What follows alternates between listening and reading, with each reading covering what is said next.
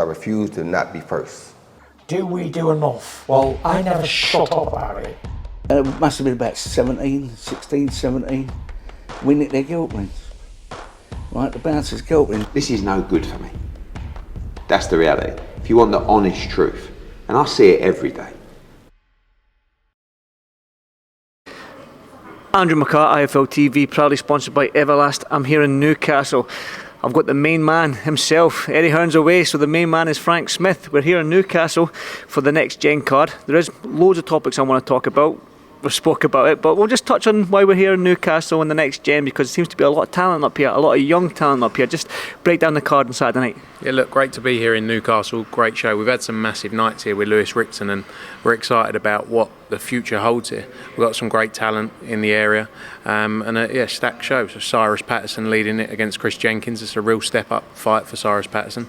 He's looked good in his fights previously, and he wanted to step up quickly. You know, you got Pat McCormack as well, who's an very exciting fighter we signed from the GB squad. I think he's one of the best ones and the name we were looking at for a long time. So we're glad we got, you know, working with him. Mark Dickinson as well, Callum French on the card, Hopi Price in his first title fight as well, Muhammad Ali's professional debut, Maisie Rose Courtney as well. So stacked card from top to bottom, and you know, it's good to be doing the NXT GEN shows again, because we had a period where we were just focusing on the bigger nights, and now, you know, focus for us again is to drop these NXT GEN shows in sort of 3 or 4 a year, to build up those stars of tomorrow. And like I say, Newcastle's an important market for us. We know what's been delivered here with Lewis Ritson in the past, and there's huge opportunity. So yeah, looking forward to Saturday and the first of many shows back up here.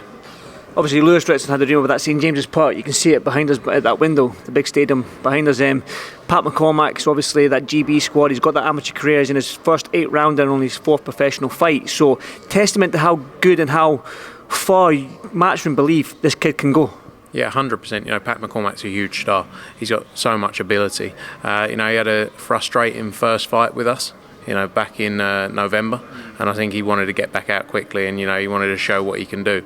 But he's moving at a real decent pace, and I think, you know, he's not far off from stepping up to 10 rounds and you know, title fights as well. So, you know, we're excited by Pat McCormack. He's got, everyone says it, but he's got huge ability and a massive future. He's a great character as well. North East Boxing's, I mean, it's on the up. Like you mentioned, all that young talent there, but let's just get down to the nitty-gritty then, Frank, and the reason we've spoke about it off camera a little bit, but let's talk about Joshua Buatsi and some of his comments he made yesterday as he's moved over to Sky and Boxer.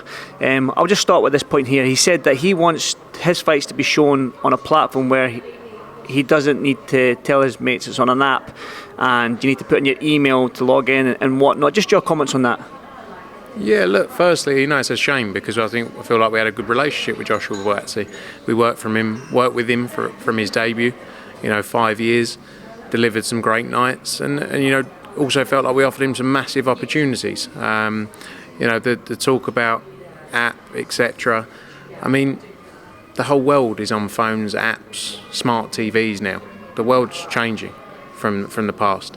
You know, Dazn is the most accessible platform there is. You know, it's available on all platforms, and actually, as of today, it's available on Sky Sports platform. So, you know, 230 million people have the Netflix app, or Netflix streaming platform, or whatever way you want to, you know, however you want to position it. So, Dazn's available everywhere, and the big news of today that it's available on Sky sort of takes away that argument that it's not available on the traditional Sky platform. It is now. You mentioned DAZN on Sky there. Would that have like a Sky channel there on its own, or would it be sort of like on the Sky Sports Mix or whatever? Will it have its own separate sort of like Sky channel there, or will it be on sort of like the Sky Sports Mix? You know what? Yeah, Sky. I think it's Sky 429. So DAZN HD1, the channel is called. Launches today, and you know that was a big focus of DAZN's always. You know, we spoke about it before. They've done it they've worked closely with Sky in Germany, where they've got a lot of rights, and it was always, you know, a discussion, a plan that was in place. It just takes time. You know, I think people have to realise DAZN is new, really. You know, I know we've been going for 18 months in the UK now, but it's new to the market, and it takes time to implement things. And this is just another step on that journey. You know, and like I say, it's becoming the most accessible platform and via all different methods. So the app in the UK, you won't need the app anymore in the UK, or would it just go straight to the Sky channel? No, it's both. You have the app, so you have it on your phone. You can have it on your smart TV as a downloadable app still, and then it's on the platform as a channel as well, as a subscription channel, just like the others. You can watch it on your phone if you're travelling, all right? Yeah, you watch it on your phone. You can watch it on your laptop. You can watch it via the Sky box. So it's just the same as becoming now a subscription channel on the platform. So that's massive news. And like I say, it's been something that's been worked on for a long time. So it's a great thing to see today. Well, I think that's great news for boxing fans because, yeah, I think having that sort of channel on Sky and fans being able to access it quickly on the Sky channel is good news for boxing fans. But sticking with the Buatsi thing, the £1 million that you offered him, he sort of questioned that, and he said he asked about the stipulations behind it. Nobody knows that it was like an X amount of fights after it, and sticking with a long-term contract if you beat Bivol. Could you just elaborate on that? Yeah, I mean, look, I actually think it was more than that. But like when in this business, so Dimitri Bivol, it would have been a voluntary defence for Dimitri Bivol, right, to fight Joshua Buatsi, which we've got the opportunity. We're paying Buatsi an amount of money, which is a good amount of money for the market, and as part of that, very standard in the sport, you sign a longer, you traditionally would sign a longer term deal as part of it. We offered them a longer term deal with that, and he turned the fight down. Look, I don't want to go into the back and forth. I think sometimes it's counterproductive because people will say, no, he's right, you're right. I just think it's a shame with all the work we've done.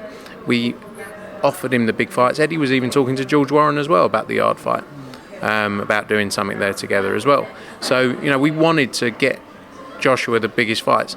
He suffered sometimes from activity, a lack of activity. We wanted to keep him active all the time, but he wasn't always as active as he could be. So yeah, more than anything, it's a shame, especially that the way it's gone about, the positioning of yesterday, because you'd like to think you'd see him and go, hey, how are you? But some of the things he says, it doesn't really tally up with the conversations maybe we've had in the past. And it is, you build a relationship with people.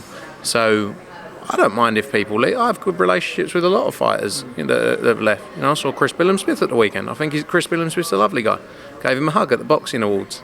I see, who else do I see? I saw Richard Riakporhe a couple of weeks ago. Get on great with Richard Riakporhe. People do what's right for their career. Boxing's a hard sport. They should make as much money as possible. I don't disagree with that.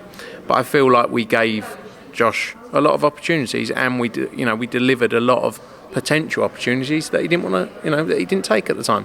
But I don't want to get into the back and forth of it. Just a shame because I feel like we had a good relationship. Obviously, with this new Dazn launching on Sky, my sort of like when I was thinking about questions to ask you, I was going to ask sort of like with the Chris Billam-Smiths and the Coleys and now the Buatsis, are you worried that more fighters will leave to go onto obviously Sky and get that big platform where they have Sky Sports News and they can build their name? But I think that's almost changed now if they do with Dazn sort of launching on Sky. So I'll probably still ask the question: are you worried that more fighters might make that jump? I think when you look at, if you ask me today, what's the biggest sports platform in the UK? Yes, Sky Sports. There's much bigger ways to build stars than just an individual platform. Don't get me wrong, I'm not saying no, this is, but you've got opportunities with the likes of the BBC, terrestrial channels that you can do partnerships with. You've also got now DAZN on the Sky platform as well. So there's many ways of looking at it than just a single view of Sky Sports News, Soccer AM, Sky News. It's huge. I'm not going to sit here and say it's not massive. That'd be stupid to say. But there's many other ways to do it. And, I think we're the best at what we do. I think no one comes close to us. And I think it's a partnership and you need everyone pushing in the same direction. So there are strengths and weaknesses to every different side. I'm sure you can make an argument for everything. Am I concerned? No. I think we're the best at what we do, and I think we'll continue to deliver for the fighters like we've done for the last 15 years. We haven't just been around for a couple of years delivering some big nights, paying people huge money. We've delivered for our fighters time and time and time again. We've had fighters from day one to the end. Look at Anthony Joshua. the biggest star in the sport, well, current day in the sport globally, has made an absolute fortune. We've worked, don't get me wrong, he's been the bigger part of that, but I feel like we've all done it together. And I think I'm relaxed. Obviously you can't get complacent, but I don't believe anyone works as hard as we do. And I believe we do everything the right way as a business. We're much bigger than just boxing. We have a huge global business in sport. So we don't just look at everything from with a boxing landscape. We look at how we run a business, to grow the sport as a whole, not just people who understand boxing or just, they just focus so much on certain little things, and we're bigger than that. And I think, like I say, we've built a business over a long time. We've delivered for fighters. We'll continue to deliver for the fighters. And I think, like I say, we're the best at what we do. So, the Sky platform's massive. I'm not going to take anything away. We said it years ago when we were on Sky as well. But to have the right people around you who know what they're doing, good people, that's the most important piece. Pay-per-view then. Now that the Dazn Launch On Sky, there's been a lot of emphasis now on that we're getting Joshua for free and Franklin for free, not on Sky. We're getting Chantel Cameron and Katie Taylor for free, Canelo Ryder. Where does the pay-per-view stand now that you're on Sky? Will you fulfil slots on that Sky box office, or will it still sort of like we still get these big fights on the DAZN app and sort of like the new channel that you've launched? Look, the focus will always be to deliver as part of the subscription, of course, as we've always said. The fights you just mentioned there, AJ against Jermaine Franklin, Katie Taylor, Chantel Cameron, John Ryder against Canelo Alvarez, just a few of the big nights, Caldina against Rakhimov, a great show as well, stacked top to bottom. They're all as part of your subscription. So great fights being delivered there. There is always, as I've said before, going to be a place for pay-per-view fights on DAZN, and whichever partners they utilise, and being on the Sky platform now, I would think in time that would become part of the Sky pay-per-view opportunity as well. But our focus is always going to remain the same. We're always going to deliver those high-level shows. Taylor Cameron would very likely have been pay-per-view when we were on Sky. It's like when I spoke about Liam Smith, Chris Eubank originally. I said that wouldn't have been pay-per-view on DAZN when we were looking at it. That would have been part of your subscription. So, like I say, there will always be pay-per-view fights for the right fights, for the massive fights. And we've been open with that. But I think this adds to the ability, being on the Sky platform now, takes away one of those major arguments. And we've seen as well where people are part of the Sky platform, Sky begin to support more than they would have done. You see it with BT pay-per-views. You see it with, where Sky will put things on Sky Sports News about BT shows or BT pay-per-views. So naturally that should help that progression as well, because at that point they're working together. Sky have a vested interest in the success of DAZN. Small, but it's all part and parcel.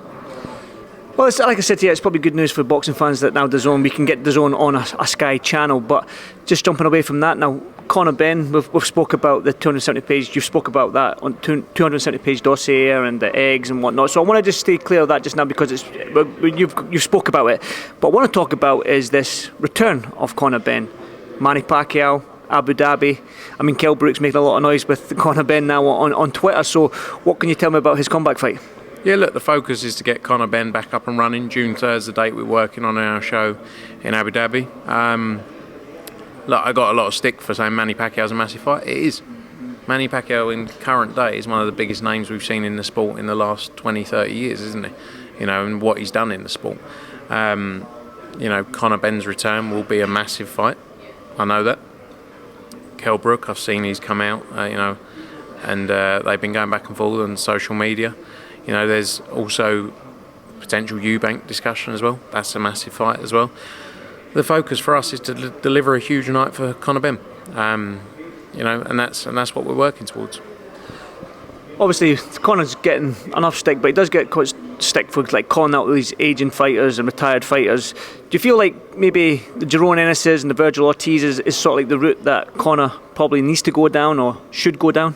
I think we need to deliver the most commercially sound fight for Conor next. And the reality is, I don't think the Jerome Ennis and Virgil Ortiz fight can deliver what we need to. Like I say, Manny Pacquiao okay, he's been retired, but you see him in the gym. He's stayed in the gym throughout. He's stayed fit. I still think that is a huge fight. You know, because Conor Benn hasn't really been tested. I'm not saying Manny Pacquiao of his age now is Manny Pacquiao that he was when he fought Floyd Mayweather. Obviously not. But he is still an elite fighter who's been in there with the biggest names in the sport. You know, and it's going to be a harder test than Conor Benn has probably ever had. You know, there's a lot of people who question Conor Benn's ability in the past. They've said, oh, he's never faced anywhere, he's not done this. So, like, I still think there's a lot of intrigue in that fight because Manny Pacquiao is on another level to anyone he's been in with before. Quickly, Tyson Fury, Usyk 70-30 split. I'm sure you've watched their sort of back and forth on Instagram. 70-30 split, fair for Tyson, unfair for Usyk? Yeah, I mean, congrats. If it gets done, like, it's, what date is it? It's like 16th of March. It's supposed to be in 5.5 weeks, isn't it? You know, like I say, I hope it gets done. It's kind of like you wish it had more build-up for that type of fight. But, you know, I'd be quite amazed if it gets done for April 29th, but good luck to him. Because it's a fight we all want to see. A massive, massive night for the sport. Final one then, next gen here in Newcastle. We've racked off all that talented fighters. And that Pat McCormack, if you've not seen Mark Dickinson fight, he's a great fighter. You saw Callum French as well, Maisie. You've got Cyrus Patterson in with a tough test against Chris Jenkins, who's a veteran of the sport, and he's only on his 6th professional fight, Cyrus Patterson. So, great night for these young fighters. Why should folk tune in? Yeah, look, great night for the fighters. You got a lot of exciting fighters on the card as well. You know, we've got massive futures ahead of them. Solomon Dakers, actually, that was the one I mean. I was sitting there talking, I was thinking, yeah. Do you know why? To be fair, I forgot as well, Frank. So. Do you know why? Because I was watching his face-off outside last night, just here, and it was. It looks like it's going to be quite a spicy one between the two of them. But yeah, Solomon Dakers in the heavyweight division as well. You know, it's a stacked card, top to bottom, and these guys are moving really quickly, a lot quicker than maybe people in the past did. So, you know, this is your chance to see the early days of some big moments for these guys and guys and girls, and some big nights to come for them as well. So, looking forward to getting Next Gen back up and running, and a great show Saturday. Press conference is coming up in a couple of hours, Frank. So you need to get suited and booted and look the part, or is it joggers and t-shirt for you? Well, I'm not going to wear joggers and t-shirt, but I decided because it's Next Gen, I'm not going to wear a 3-piece suit. Okay. Is that all right? But you're still going to look smart. I'm going to wear an all black outfit, so I look skinny. Black slimming in it. So there you go. Listen, Frank, as always. Stripes are slimming as well. I think it's vertical stripes. Horizontal stripes make you look fat. Vertical stripes. So don't wear horizontal ones that go around like that. It makes you look bigger. All right. Well, I'm glad we covered. I'm glad I haven't got any stripes. Frank, as always, thank you very much, my man. Thank you, mate. Thank you.